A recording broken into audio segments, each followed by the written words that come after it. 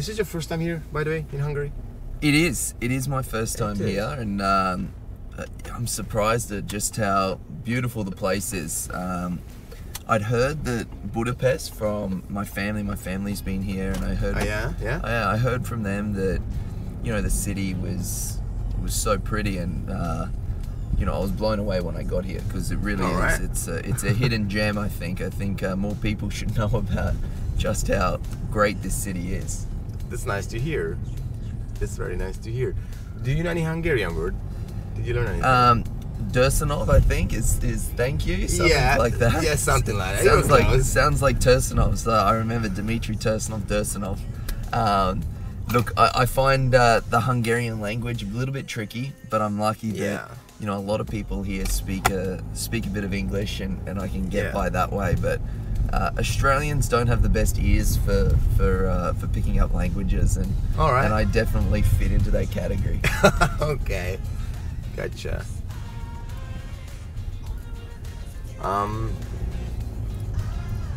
Seriously, it's like you are now 93rd, like on the list. Yeah. And how do you when you came here first time in Hungary, ATP 250? What was your expectations, and how did you fulfill them? Yeah, look, I was actually in Barcelona, so it's. I thought I was going to be playing qualifying there, and I was close to getting in the main draw lists of both Barcelona and Budapest. And for me, I've had a few injuries in my career, and I had a little bit of an injury after Miami, so I'd had a bit of time off back home and hitting on the clay courts back home in Brisbane.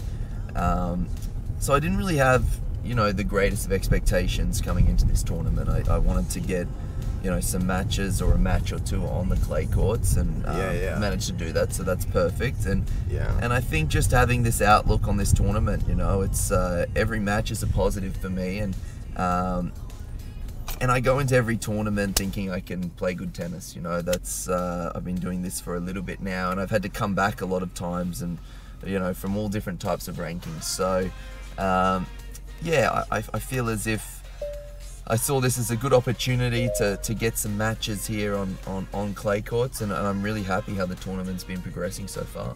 Alright, great. You coming from a big family? Yes. I heard.